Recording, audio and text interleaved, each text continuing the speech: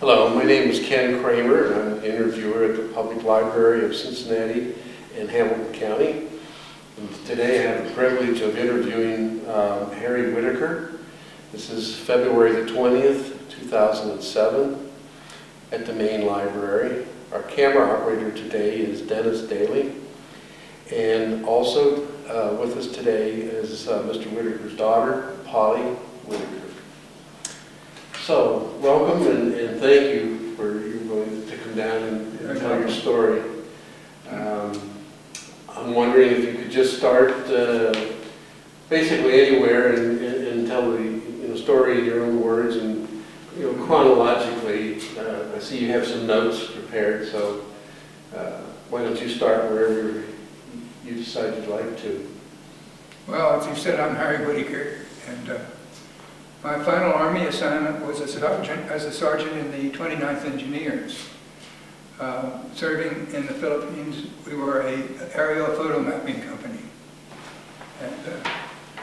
And I say, in many ways, this story is a wasted time for the Army because I moved to so many things. I never did anything correctly. I mean, that was consequence. You mean you were training for things that didn't happen? Didn't happen, that sort of thing. Well, maybe that's also good news. But my daughter thought some of these stories were worth recording. So. Absolutely. So to start, I started with the ROTC in college. And which college was there? I went to Princeton. Okay. And I didn't finish there. I finished after the war at UC. Mm-hmm. University of Cincinnati. University of Cincinnati, yeah. Okay.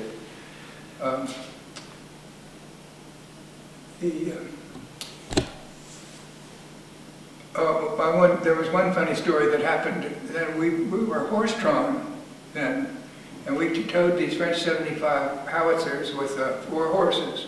Wow. They had 2 riders. Each one had a pair of horses. And one day a general was going to come to inspect our training. Where was this? This is at Princeton. Oh, at Princeton, okay, the ROTC. All right. The ROTC. And so we were out in a big field with a whole company of guns and horses. And a young cadet was marching us around. And we came to a corner, and he forgot to give us the command to turn left. So we plowed right out into the woods. And you don't just back out. You can't back those things with all those horses. You had to unhitch them. So I don't think we scored very high on that test. Maybe that's why they switched over to pulling with trucks. Composed of those kind of stories, right? They're sort of funny and, as I say, she thought, worth recording. Absolutely. The saddles were McClellan saddles. They had a hole, 2 holes in them. See, they were built for the sake of the horses, not for the rider. And then we had to sit to a trot on those. Mm-hmm. You didn't. What do you call them? Canter? No, you didn't. Post. Post. Oh. You sat to the trots. Mm. You can't post all day long, but you can sit to a trot all day. Mm-hmm. I couldn't continue and finish the ROTC because I only use one eye. They don't look the same place, so mine just killed the wrong vision. And so I couldn't do that, and I had to wait to be drafted to complete my service. So you had a visual problem then? Well, when I was cross-eyed as a youngster, now they're wall-eyed a little bit. And so you reach for a milk bottle and it isn't there. Yeah. And you get tired of that, so you kill that vision in your... Becomes a lazy eye. Yeah. Okay. And it didn't make any difference in most of the things that I did. You only use one eye to shoot a rifle, mm-hmm. And I was a marksman, so I could do that pretty well. And in the artillery, it was more adding and sounding and subtracting deflections, declinations, I mean, and so that to set the howitzer right. Correct. Didn't need two eyes for that. Right. I said about the artillery. When I first was drafted, I was sent to, I was put in the medical corps because I had studied a lot of chemistry, and I thought that was the place. And I didn't feel that was I thought if you could get into some place where you could earn, become an officer in the field, that so I transferred back to, got transferred back to the artillery in the 82nd Division. And just before we went overseas, before the division went over, they gave every soldier that had a IQ of over 135 on the original test that we took. They gave them an officer's classification test, which was a 3-hour IQ test, and I got the highest mark in my service command. Wow. So they sent, I was among the ones that got pulled out of the division and sent back to school again. So there were 2 missteps and wastes of time, so to speak, you know. Change in direction. And then at school, I was made the battalion commander. It was sort of fun. And my notes about that were to give a command like battalion right turn march. It really took a lot of wind power for the whole battalion to hear you and get off on the right step and not foul up. So that was sort of fun. Mm-hmm. The University of Florida was the only only state school that was just for males. The one in Pensacola was for both sexes. Mm-hmm. So we didn't have the benefit of a lot of charming girls with us.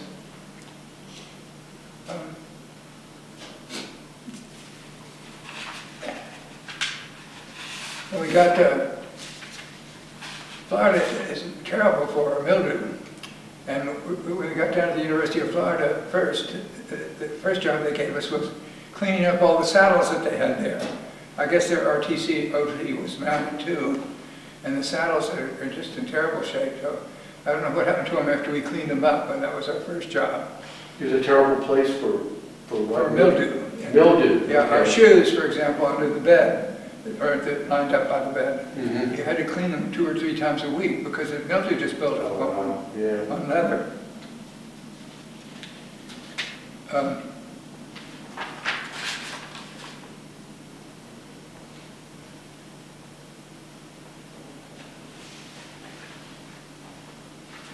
The listener or the reader may think that this school was a good deal to sidestep the Army, but I wanted to mention here that a lot of the kids that had been in the ASTP program, the school program. What does that mean? Army Specialized Training Program. Okay. And that was when they sent us back to colleges. When Eisenhower wanted to really knock the Germans out in Europe, these kids were sent over there as replacements, and they took a terrible beating. They weren't as well trained, and it was really a civilian army. It's a book called The Civilian Army that you ought to read. But at any rate, it wasn't a system of escaping combat for most of them. Was that an accusation that was being made at the time? Well, no, but we've always felt defensive about it. Uh-huh. And guys would be trying to get a commission in the Air Force or other things, you know, Mm-hmm. and get out of the school just because they felt guilty. Okay. So it was just an answer to being that feeling. So when we finished, we were sent to Camp Claiborne in Louisiana.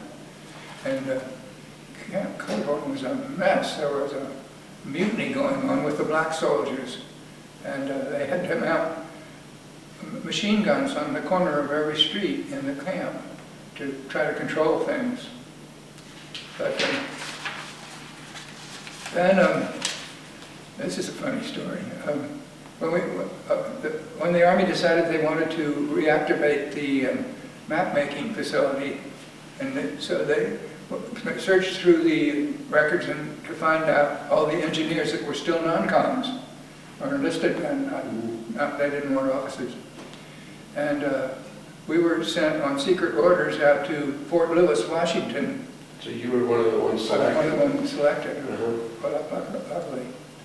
And we were given a time to get there, and the plane ticket and all that kind of stuff. And, I got Franklin Roosevelt's son was a colonel named Elliot Roosevelt, and he had a dog named Blaze, and he wanted to take the dog with him on the plane, and I got bumped off. And here's a soldier traveling on secret orders, getting bumped by a dog. I thought that was worth a little bit of a story. Wow. Anyway, they had to put me on a train, and I was very late according to my orders, of course, because it took 5 days to get out to the West Coast. And so the Army wouldn't say it was their fault, and they couldn't say it was mine, so my service record reads, "This soldier late by act of God." So I'm a pretty holy man. Yeah. We don't know whether the God was the dog or the Elliot. That's a good idea. He certainly was. I wouldn't accept any part of the fault. The aerial photo mapping company was stationed in Portland, Oregon, and we were assigned to it. That's how I got to Portland. And photo mapping is done, as I mentioned to, what was your name? Dennis. Dennis, excuse me. As I mentioned to Dennis, and maybe to you, we'd fly over an area, and then we'd bring the films back and make slides out of them. And we didn't bring it back, whoever flew the plane did. And which reminds me of a sort of an intermediate story. With one eye, I have to tell you how you do this, make the maps. So you would shine the pictures down onto a table through little projectors, and the projectors took the position that the camera was in. If the guy had to face action because of enemy fire, then he would be, so the cameras were all lined up, the projectors were all lined up just the way the camera was, a little bit tipped here and there. Mm-hmm. But they overlapped, you see, and what you did was you shone the even numbered ones down through a red lens and the odd ones down through a green lens, and then you wore a red lens and a green lens, and you could see the topography. I think I mentioned this to you. Yeah, in 3 dimensions. But you probably want to get it on this tape anyway. Exactly. And it gave you the 3 dimensions, and you could do actual contours, and they were precise maps. Well, okay, so what would you do once they were being projected down? Well, you had a little table that you projected it on. The table could go up or down. And it had a stylus underneath, so wherever you moved it, if you were moving it around what appeared to be a contour, then it put it on the paper below. Okay. So you mapped it that way. So you ended up then with the topographical map. and then with the contour lines on it that way. You had to be really careful, especially in the Philippines. We had to have a constant humidity, or the size of the paper changed its shape. Wow. So you had a lot of experience with high humidity places. Yeah. Well, when I got to... You were starting to talk about... Yeah, but when I got there, of course, I couldn't do that work, which is what they wanted us to do, because I didn't have 2 eyes that worked. And you have to do that, as I explained, with the 2 lenses. Right. So the company commander was stupefied. He said, well, I know what we can do. We can put you in the photo lab. In the dark, you don't need any eyes. So that worked out all right, I guess. So that's what happened. Yeah. So you were in there developing the negatives and making the diapositives, the little slides that would fit into the... Okay. So we take the 10 by 10s and reduce them down to something that would fit into the projectors. 10 by 10 inch negatives is what... The negatives that were taken by the airplane flying over the island or whatever. So pretty big cameras. Oh, yeah, yes. trying to tell you, they were about, when we took them around to take some of these pictures of Manila, after we got there, we had to carry it on a pole between two guys that were so heavy. Get it up to the plane. No. We took it off of a crash plane. Okay. And we confiscated it for our use. And I shouldn't say that probably. It's easy. Anyway, it was for a good cause. They left it there, and we used it to take pictures. In fact, I brought home, you couldn't bring home that camera, but I took the lens out of one and brought it home, and it takes a 90-degree picture, so you get quite a span with it. The lenses are like a half a sphere. I see, yeah. And today we might call that a fisheye lens. yeah, like I said, yeah.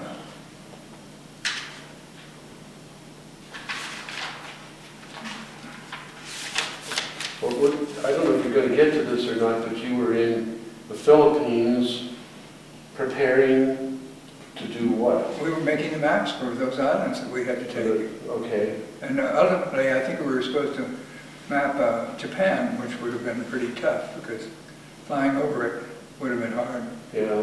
And furthermore, when you do an island, you have to be careful that you don't get your cameras, your row of projectors, going up or down. You have to keep them. And of course, when you do an island, you can go from sea level to sea level on the other side and balance them out. Mm-hmm. But when you do a big landmass, it's hard to do that. You have to have control. Okay. You have to have some kind of survey control. And of course, we would have had to have put people on the ground in Japan. Mm-hmm. Sure. I don't know how they would have done that. No. But shortly after we got there and got set up, the bomb was dropped, and we of course, didn't have to do Japan, or the four guys that had to land there would have had to land there. Oh my, yeah. What was the status of the Philippines when you were there and mapping the islands? When we first went into the Philippines, we had just retaken them, and there were still dead Japanese around. They hadn't all been cleaned up yet. The old town was surrounded by a wall, and I saw 2 or 3 Japanese in that wall, in the wall. What was surrounded by the wall? At the old village, the old town. The new Manila was too big, and they didn't bother to wall it in. Okay, but the old town of Manila. Manila was a walled-in town, like a European ones. But I guess the islands had all been taken, and there was no more battles directly for any of the islands there. Another funny thing was we went over. We were sent over. We were on a C-2. That's a Navy troop transport plane, ship, and most of our flotilla, it could only go 6 knots, and we were in an 8-knot flotilla, and so they zigzagged, of course, and we went straight to keep up with them. But we were right in the middle of it, so that I don't think a sub could have gotten to us anyway. But, okay, yeah.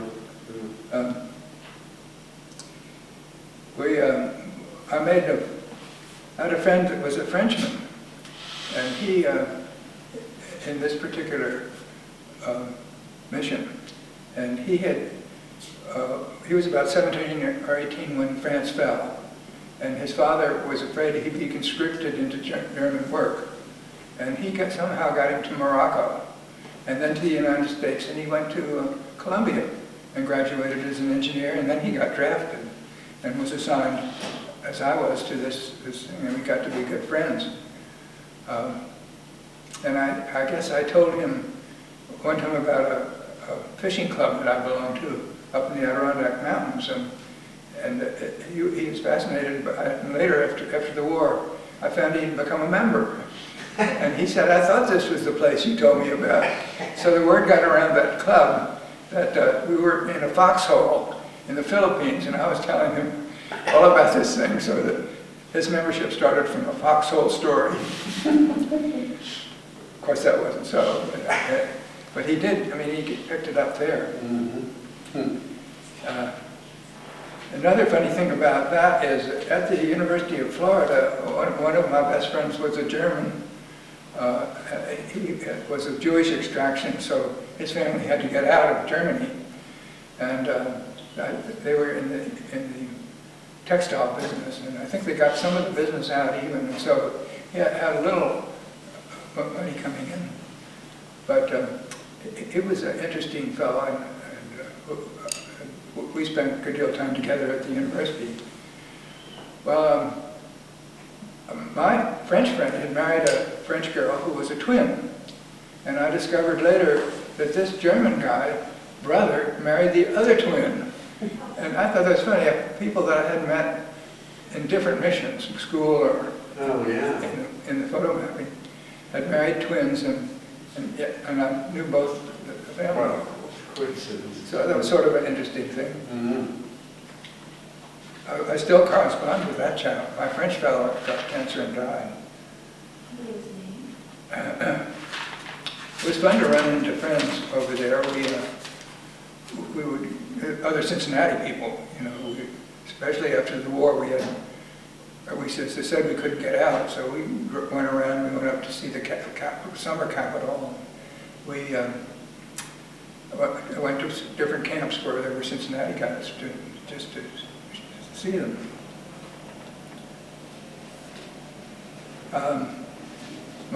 Polly was interested in the renovation of our tent. I think we just had a little minute about that. But these were 6-man tents, and they were built with floors, which you see in those pictures. So it was really a pretty elegant tent. And we found some old parachutes that had been abandoned, and we put one on each of the tent poles underneath them, and it made us sort of a second ceiling, which made it much cooler. Wow. And then each parachute had a little teeny parachute that pulled it out. I forget what you called those, leader parachute or something. Yeah, lead chute. And we took some 105 millimeter shells, that brass shell, and used those little things as a shade over them, and made lamps out of them for our tent. And we found a crashed staff car, and so we used the seats from that. And so we had a little sort of a living setup, you see, with it. You reappropriated the seats. We even negotiated with some natives and got a really second old ice refrigerator, but that was a kind of a treat to have. I could love to see some of the pads that people made. Then I got some 2x4s, and I made I nailed them in the shape of a bed, and got some old tires. In those days, you still had rubber inserts in tires, rubber tubes, inner tubes. And I made strips out of the inner tubes and laced it over the 2x4s, and then got some funny little mattress, and I had a very comfortable bed. And I built some drawers with used plywood underneath, so that I could pull them out and have my clothes in a drawer instead of a foot locker. It's amazing with ingenuity. You hear about those things, what people come up with. As I said, when the war was over, many of us had enough points that you had to get so many points to come home. And but they wouldn't bring us home on the victory ships because the outhouse, the Johns, were outhouses that hung over the bow, and they could easily be washed off by a big wave, and they didn't want us to be in one of those when a big wave came along. So we had to wait. The outhouses were mounted over the bow, off the boat, so that you poop down into the water. But we had to wait for the Manhattan to come over. It was called the West Point or something during the war. But that was sort of a nice trip. It was going to be decommissioned right away, so we went through the Panama Canal and then ended us in New York. Just coming home, and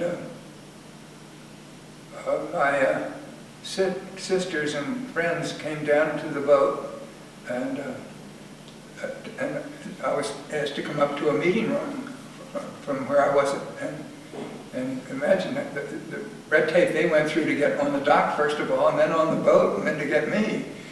And then they sent me back because we had to come out in order. And we were in the steerage at the bottom of in the bilge. And it took us 3 hours to get off that boat. There were just so many soldiers. While we were waiting in Manila for the boat to come, the ship, I did enroll at the University of Manila, just as a part-time student, and took some short courses and just to keep busy, mostly at night because we had Army duties during the day, in the evening, I mean. And I met a very nice young lady. I never got really too close to her at all, but I remember one thing that she said, which amazed me. She said, you know, in many ways the Japanese were more polite than you guys. So I don't know what had happened to her from Army personnel, but it's interesting. It was a very interesting comment. And that's when we went down to shoot, after the war was over, to shoot the rapids in the Pagsahan River.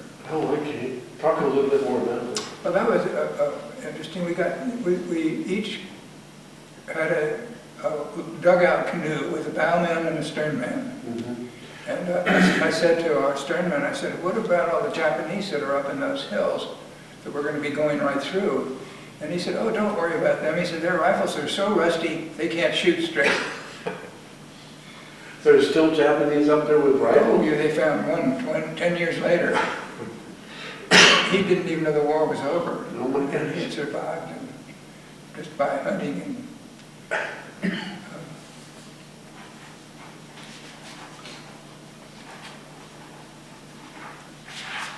So let me ask you before you move further, how did you, the troops there, hear about the atomic bomb being dropped or going off?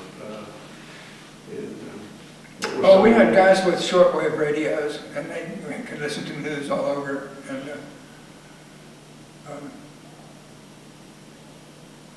when I was after many years after the war, I was in China, and we never carried a radio with us and never knew what was going on. But there were some German travelers that had shortwave radio, and they told us about Chernobyl.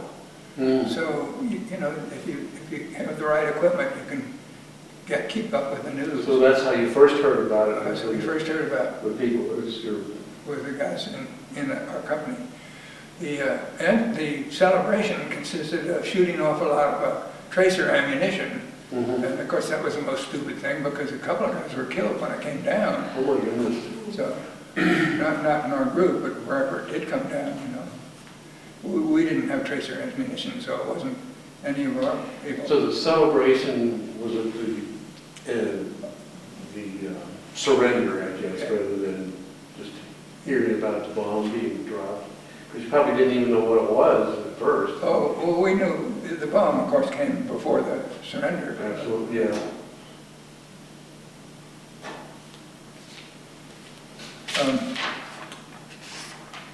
So I think that takes us from my start in ROTC to landing in New York. And then what happened? Well, they sent us out to Indiana to, I can't remember the name of the camp, for dismissal. And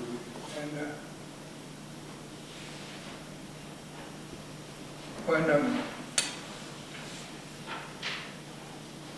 we did, our bags didn't arrive when we'd been dismissed, and I was about to get on the bus, and I saw the bags came in, and I just grabbed my bag and threw it on the bus. And I don't think we were supposed to take boots and stuff home, you know, but I just took the whole bag, which I wanted because I had those lenses in it that I mentioned. Yeah. And several different kinds of lenses that I thought I could do something with, which of course you never get around to doing. Yeah, well, can you stop for just a minute? Okay. There's a few stories we wanted to add, and one was... Yes, we had a slight interruption to remind me of because I'm not really reading it, they're Right. all in here. On the C2, the Navy transport ship going, are you going on? Right. Going across to begin with. Mhm. My friend Michel Goodefin, the Frenchman, was always looking out for me, and he discovered that there was a library on the boat, and they were looking for 2 soldiers to man the library. And he got me in there with, as well as himself, and we were freed of all military duties, which was wonderful. We didn't do keep AP or stand watches or attend any military meetings. But you know, I forgot about my carbine. And a month at sea just ruined that gun. And they were going to court-martial me, they were so mad. But somehow or other I got off of that. But it was fun being in the library as librarians, because all the people that came in, the soldiers and officers, were, you know, readers, and so they were interesting people to talk to. And it was a very enjoyable trip because of that, and not having to do any military work. But I did get out of that. They gave me a new carbine, and forgot about the old one somehow.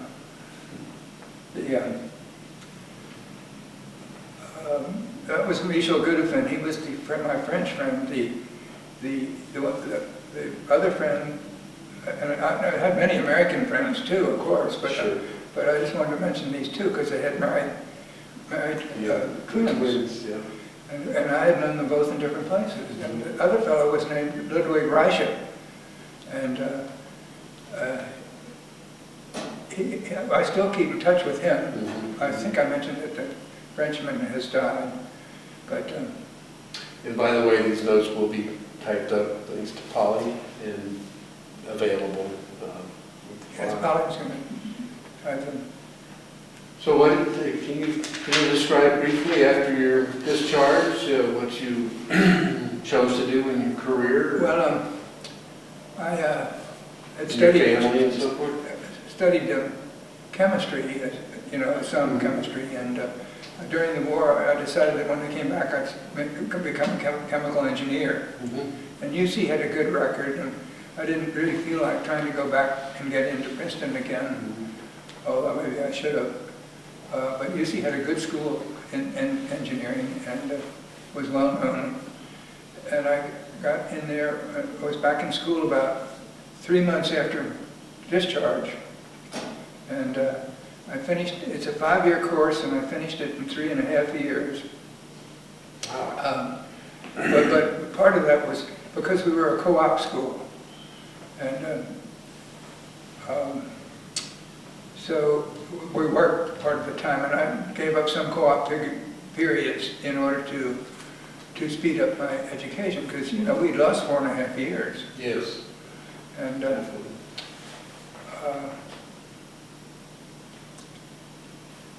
then they told us that they really thought we should stay. I said it was a co-op program, and I co-opted Hilton Davis.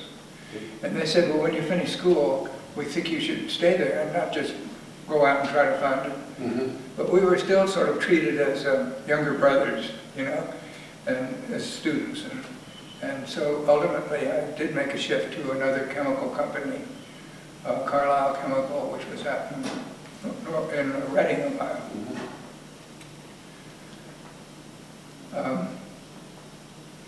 And then about in midlife, I became, in Carlisle Chemical, I became the superintendent of manufacturing. And we went around the clock. And sometimes I get called up and have to go out there at night. And I really couldn't do any of the other things that I didn't have time to do any of the other things that you think are necessary in your life, especially, you know, charitable work. I just was too busy with it. And so I decided to look for a job that I could make the same amount of money, but have a little more free time to be helpful to people. And so I switched to the brokerage business. Charles Westheimer invited me to come in with him when I went down to try to raise some money to buy a little company. And he said, no, you come in with us, and we need a fellow that had some experience like you. And So I switched to the brokerage business and spent the rest of my life in doing that. You still doing that, or did you Oh, retire? no, I'm 86. Yeah. Well, no, I didn't retire till I was about 82, by the way. Yeah. And you obviously got married and had a family? Oh, yeah. Yes, I did. I certainly did. I didn't mean to overlook that. It was supposed to be a war story, but I just think to close it when I out. got back, I had a friend named Whittaker, who, by the way, I ran into in Samar, or he was stationed in Samar, and I was on Luzon, which is the main island. And he had to fly up and back. He was in the Navy air transport, and he had to fly to Luzon a lot. And one time he took me back to Samar to an officers club party. And of course I was a sergeant, and I always felt sort of guilty going in with sergeant stripes on. So we decided we'd just wear plain shirts, that nobody would just pretend that we dressed in a hurry and forgot to put our bars on. Anyway, when he got home, I bummed around with this fellow, Whittaker, and finally a young girl came up we knew well. She said, the trouble with you two guys is you're bumming around together, you're not seeing any girls. And she said, I know just who you need, Whit, and I know just who you need, Harry. And she introduced me to my wife, Molly, who's married, but we call her Molly. And I was still in school, so we couldn't, but we did get married before I finished school. And that worked out beautifully. How many kids? We just had Polly. That was a funny story. We had a lot of trouble having children, and we did everything. My poor wife had to do pressure tests of her tubes to keep them open, and part of it was my fault. My sperm was slow, and we both had any hindrance. It didn't. But you had the one. So we decided to adopt a child after 6 years of marriage, and she got pregnant just like that. And you've heard that story many times, I'm sure. But it takes the pressure off of her. I think she's. Then we thought, well, she'd come in to eat all the time, and we'd have more children, but nothing ever happened. Well, fascinating story. And again, I thank you so much for coming here today to share your story. And a special thanks to your willingness and your service to your country. Well, I sort of feel guilty that there was no combat stories to tell you. But you were all part of a very bigger machine, and important effort. we weren't Everybody's contribution free is important. of the problems of combat, because one night, several times, the Japanese came through our lines and blew up ammunition dumps way in behind us. So, because we were pretty far out from Manila. And as I said, we had a anti-aircraft battery next to us to protect us in case of planes, and which never happened. And then we had the exposure to those Japs up in the hills on the Paxton River, which is sort of was a joke too. Very good. Well, again, thanks a lot. You bet. Appreciate it.